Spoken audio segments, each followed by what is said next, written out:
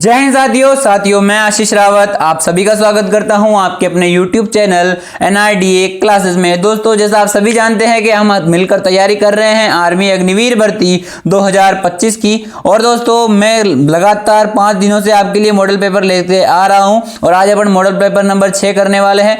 दोस्तों अपन तैयारी कर रहे हैं GD और रिलेशन भर्ती और ट्रेडमैन वाली भर्तियों के लिए। दोस्तों मैं आपको बता देता हूँ GD और रिलेशन भर्ती का level math, reasoning, GK, science सबका सेम आता है, दोनों का सेम आता है। बट जो ट्रेडमैन है उसके लिए मैथ और रीजनिंग का लेवल थोड़ा सा हाई जाता है, तो उसके लिए आपको अच्छे से तैयारी करनी होगी। बट GK और साइंस का लेवल जो है कुछ इस तरीके का ही रहता है जैसा कि अपन अपने मॉडल पेपरों के अंदर कर रहे हैं। तो इन तीनों की तैयारी अपन एक साथ करने की कोशिश कर रहे हैं। दोस्तों भाग 2 होने वाले हैं आज अपनी बात इस वीडियो के अंदर। भाग 1 के अंदर GK है जिसके अंदर अपने पास होने वाले हैं 15 क्वेश्चन, और दूसरा भाग है जिस विज्ञान का या साइंस का जिसके अंदर होने वाले हैं 15 क्वेश्चन। तो कुल मिला के अपने पास 30 क्वेश्चन हो जाएंगे। और 30 में से दोस्तों मैं आपको चैलेंज करता हूं आप 25 प्लस क्वेश्चन नहीं कर पाएंगे। जो बंदा 25 प्लस क्वेश्चन कर देता है मुझे कमेंट करके जरूर बताना। और आज की क्लास को अपन शुरू करते हैं। और अभी तक जिसने पहले वाले 5 मॉडल पेपर नहीं देखे वो जाकर जरूर देख लेना, क्योंकि उनके अंदर भी बहुत बढ़िया बढ़िया क्वेश्चन हमने करा रखे हैं। तो आज की क्लास को शुरू करते हैं और पहले क्वेश्चन की ओर चलते हैं। पहला क्वेश्चन दे रखा है कि भाई मैकबेथ किताब जो है वो किसने रची है। भाई मैकबेथ जो है वह किसने रची है। आपको ऑप्शन दे रखा है ए मेगास्थनीज, बी नेल्सन मंडेला, सी शेक्सपियर और डी अरविंद अडिगा। दोस्तों आपका ऑप्शन नंबर सी एकदम राइट हो जाएगा। भाई शेक्सपियर ने जो है मैकबेथ किताब रची है। आपका ऑप्शन नंबर सी एकदम राइट हो जाएगा। अगला क्वेश्चन दे रखा है वोट देने के लिए न्यूनतम उम्र क्या होती है। दोस्तों वोट देने के लिए न्यूनतम उम्र क्या होती है। ए 18 वर्ष, बी 20 वर्ष, सी 25 वर्ष या डी 35 वर्ष। आपका सही जवाब होगा ए 18 वर्ष जो है वोट देने की न्यूनतम उम्र होती है। 18 वर्ष से पूर्व कोई व्यक्ति जो है वोट नहीं दे सकता, चाहे वह महिला हो या पुरुष हो। तो ये चीज़ आपको याद रखनी है। अगला प्रश्न दे रखा है कि कामाख्या देवी मंदिर कहाँ स्थित है। दोस्तों ये इंपॉर्टेंट क्वेश्चन है, इस बार भर्ती के अंदर पूछा गया था। 2024 की जो भर्ती ओपन रैली थी उसके अंदर पूछा गया था। ऑप्शन है ए असम, बी बिहार, सी पश्चिम बंगाल और डी झारखंड। तो आपका ऑप्शन नंबर जो है ए एकदम राइट हो जाएगा। भाई जो कामाख्या देवी मंदिर है वह असम के अंदर स्थित है। इसे IMP करके नोट कर लेना। और जो बंदा कॉपी पेन लेके नहीं बैठता है मैं उन्हें बता दूं भाई कॉपी पेन लेके बैठा करो, वरना आपके जो है ये क्वेश्चन एक बार देखोगे और निकल जाएंगे। जो क्वेश्चन आपको लगता है मुझे नहीं आता तो उसे नोट डाउन जरूर कर ले। और अगला क्वेश्चन की ओर चलते हैं। अगला है भाई RTI यानी राइट टू इन्फॉर्मेशन का क्या होता है। तो ए स्वतंत्रता का अधिकार, वोट का अधिकार, सूचना का अधिकार या इनमें से कोई नहीं। तो आपका ऑप्शन नंबर सी एकदम राइट हो जाएगा। भाई RTI का मतलब होता है सूचना का अधिकार या फिर राइट टू इन्फॉर्मेशन होता है। दोस्तों मैं आपको बता देता हूं कि सूचना का अधिकार जो है अनुच्छेद 19 के अंदर इसकी व्याख्या हो रखी है। तो आपका ऑप्शन नंबर सी एकदम राइट हो जाएगा। अब अगले प्रश्न की ओर चलते हैं। अगला प्रश्न में दे रखा है उरी कौन से राज्य में स्थित है।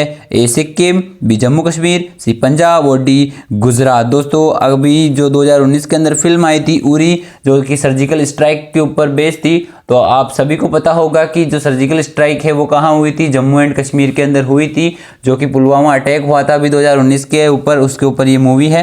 तो आपका ऑप्शन नंबर बी एकदम राइट हो जाएगा। और दोस्तों ये मैंने पहले भी बताया था कि जो प्लेसेस वाले जो है जैसे मेन प्लेसेस ये ले लेते हैं, स्थान जगहों के नाम ले लेते हैं मशहूर जगहों के, और वो पूछ लेते हैं कि ये कौन से राज्य में है। तो ये चीज़ें भी आपको याद रखनी है, तो इस पर भी IMP आप लगा लेना, ठीक है। ये प्लेसेस वाले क्वेश्चन बहुत ज़्यादा इंपॉर्टेंट होते हैं, हर बार भर्ती के अंदर पूछ लिए जाते हैं। तो अगले क्वेश्चन की ओर चलते हैं।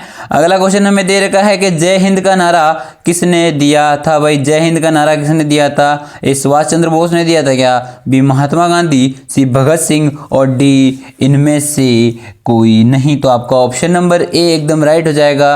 भाई जय हिंद का नारा जो है सुभाष चंद्र बोस ने दिया था। आपका ऑप्शन नंबर ए एकदम राइट हो जाएगा। तो अगला क्वेश्चन दे रखा है जलियांवाला बाग हत्याकांड कहाँ हुआ।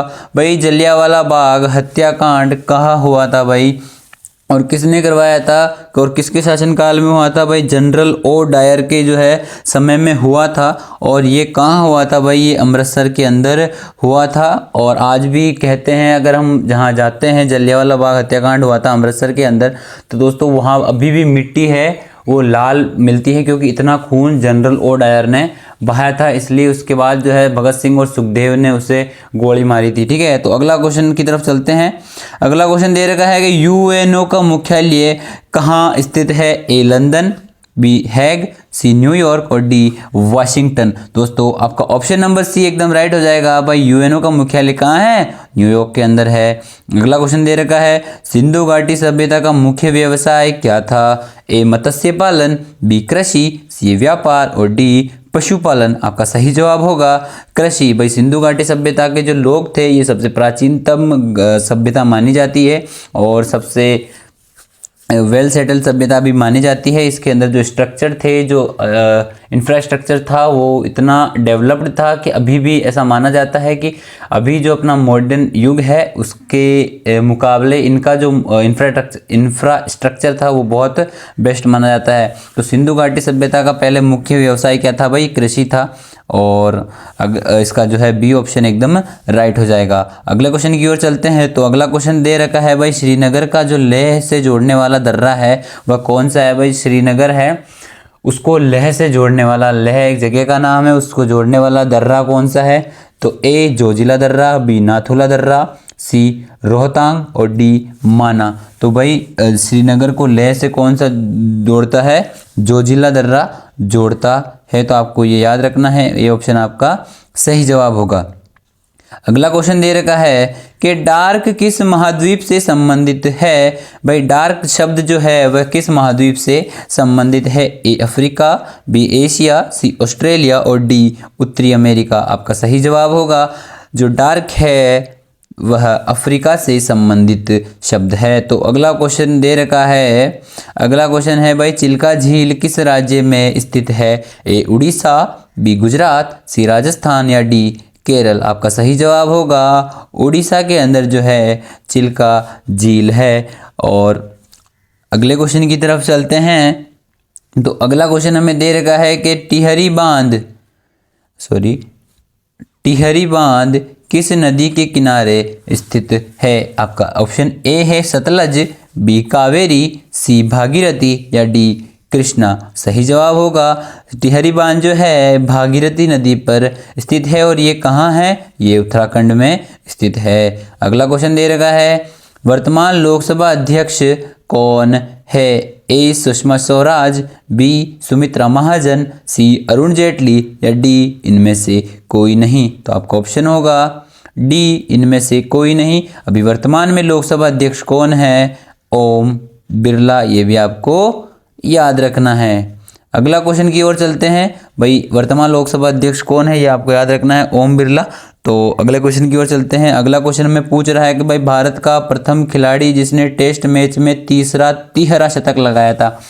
भाई 3 बार तिहरा शतक लगाने वाला पहला खिलाड़ी कौन है?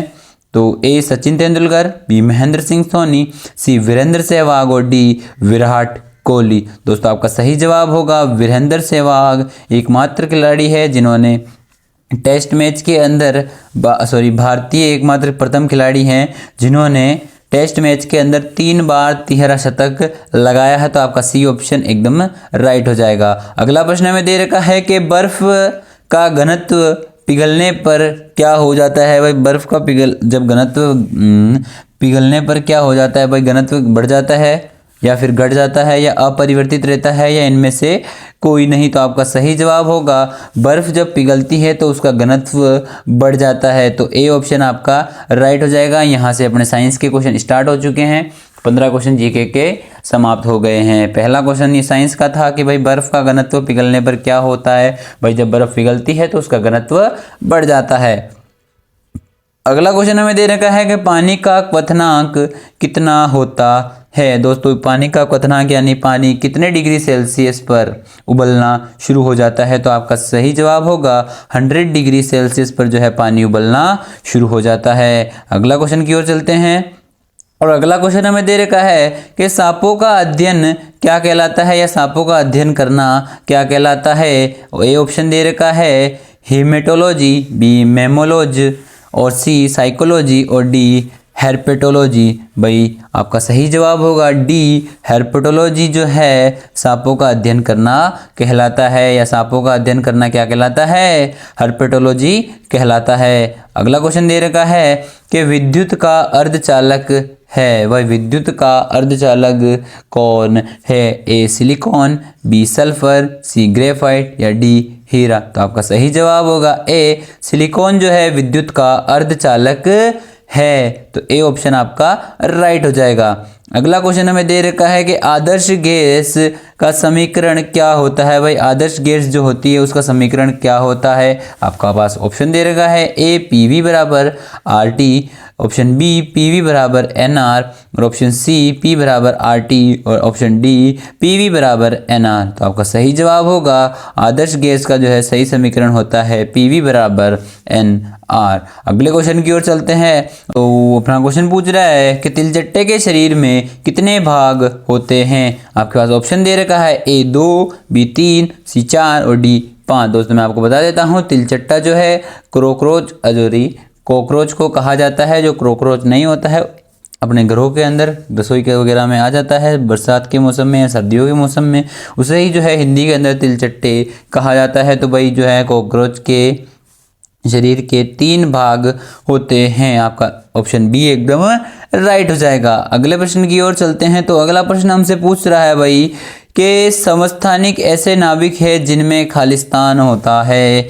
भाई ए है प्रोटॉन संख्या जो होती है वो बराबर होती है क्या, बी है न्यूट्रॉन संख्या बराबर होती है, सी है विद्युत आवेश असमान होता है, और डी है द्रव्यमान बराबर होता है। दोस्तों समस्थानिक ऐसे नाभिक होते हैं जिनके अंदर प्रोटॉन संख्या जो होती है बराबर होती है। आपका ऑप्शन ए एकदम राइट हो जाएगा। अगला क्वेश्चन दे रखा है कि पीएन जंक्शन डायोड का प्रयोग होता है। भाई पीएन जंक्शन जो डायोड होता है, डायोड कैथोड जो 2 प्रकार के डायोड होते हैं, तो इसका प्रयोग किस में होता है। भाई असंसूचक परिपथ में, बी परिशोधन डायोड में, सी सिग्नल डायोड में, और डी उपरोक्त सभी में। आपका ऑप्शन नंबर जो है डी एकदम राइट हो जाएगा। भाई पीएन जंक्शन डायोड का उपयोग जो है संसूचक परिपथ, परिशोधन डायोड और सिग्नल डायोड तीनों के ही रूप में किया जाता है। आपका ऑप्शन नंबर डी एकदम राइट हो जाएगा। अगले प्रश्न दे रखा है कि एक अश्व शक्ति में कितने वाट होते हैं, यानी 1 हॉर्स पावर में कितने वाट होते हैं। तो ए 746 वाट, बी 1000 वाट, सी 980 वाट, और डी 550 वाट। तो आपका ऑप्शन नंबर ए एकदम राइट हो जाएगा कि भाई 1 हॉर्स पावर में यानी 1 HP में कितने होते हैं, 746 वाट होते हैं। कई बार जो गांव के बंदे हैं उन्होंने ये वर्ड सुना होगा, 1 HP की मोटर, 5 HP की मोटर, 10 HP की मोटर, तो उसके अंदर अगर वाट में उसे कन्वर्ट करें तो 746 वाट की मोटर या तो वो होती है, उसको 5 से गुणा करेंगे 746 को, तो 5 HP की मोटर बन जाएगी। उसके अंदर पता लग जाएगा कितने वाट की ये मोटर है। तो अगले क्वेश्चन की ओर चलते हैं। उम्मीद है आपको क्वेश्चन ये समझ में आ गया होगा कि भाई 1 HP बराबर 746 वाट होते हैं। अगला क्वेश्चन हमें दे रखा है कि न्यूट्रॉन की खोज किसने की थी। भाई ए थॉमसन, बी रदरफोर्ड, सी चैडविक, और डी बोर। आपका ऑप्शन नंबर जो है